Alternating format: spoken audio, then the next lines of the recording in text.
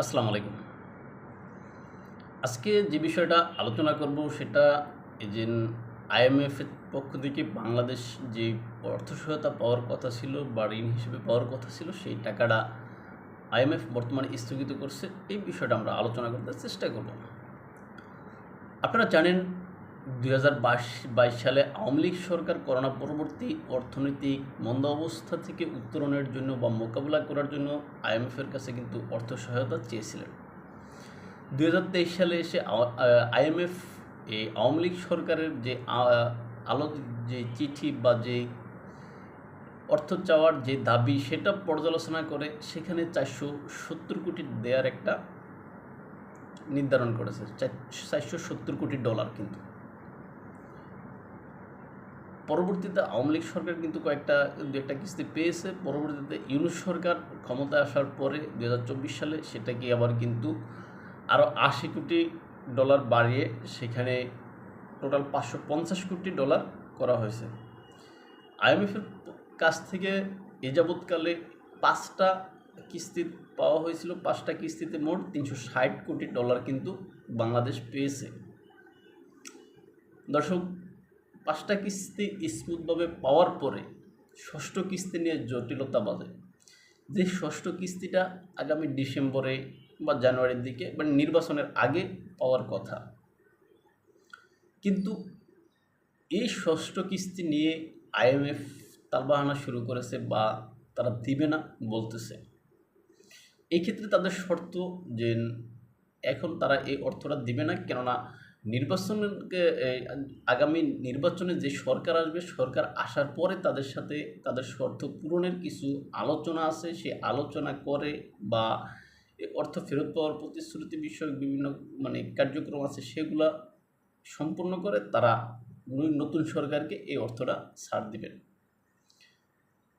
এখন এই ষষ্ঠ কিস্তি নিয়ে জটিলতা চরম আকার ধারণ করেছে, যে বিষয়ে আসলে গত ১৩ই অক্টোবর কিন্তু আইএমএফের যে বার্ষিক সভা, সেখানে সেই সবার সাইডলাইনে আমাদের যিনি বাংলাদেশ ব্যাংকের গভর্নর আছেন ডক্টর আবুল মনসুর, তিনি কিন্তু আইএমএফের যিনি পরিচালক তার সাথে সাইডলাইনে বৈঠক করেছেন।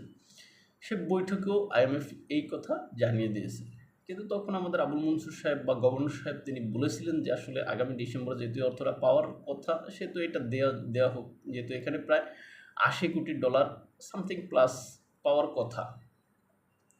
কিন্তু আইএমএফ জানিয়ে দিয়েছে তারা এই মুহূর্তে দিবে না। তবে আইএমএফের যে সমস্ত শর্তগুলো আছে ওই সমস্ত শর্তগুলো পর্যালোচনা করার জন্য বা ওগুলোর অগ্রগতি কতটুকু হয়েছে এটা দেখার জন্য এই আগামী ২৯শে অক্টোবর বাংলাদেশে আইএমএফের একটা বড় ধরনের বড় রকমের একটা প্রতিনিধি দল আসতেছে।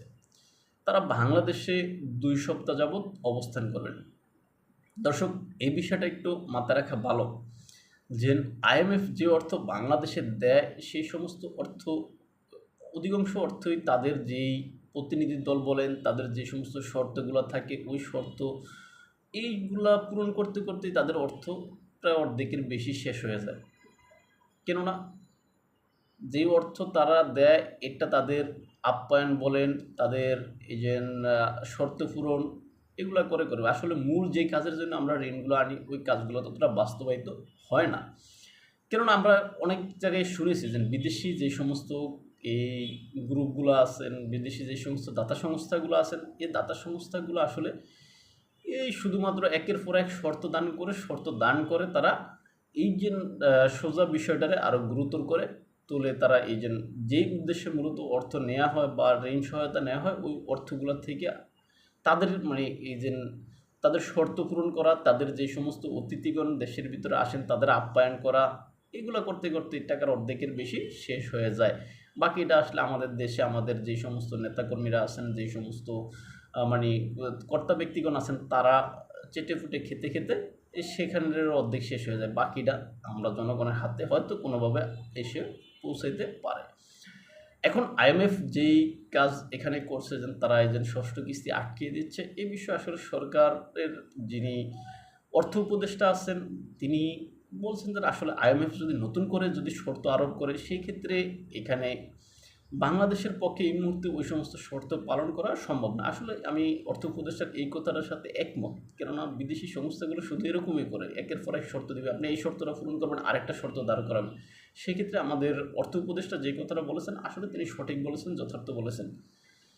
তাই আইএমএফের উচিত এই শর্তর ব্রাজাল একের পর এক দাঁড় না করিয়ে যেই অর্থ তারা আমাদেরকে দেওয়ার কথা ঋণ হিসেবে, এই অর্থটা দিয়ে দিলে মনে হয় ভালো হয়। ভালো থাকবেন সবাই। দেখাবো অন্য কোনো ভিডিওতে অন্য কোনো বিষয়ে। আসসালামু আলাইকুম।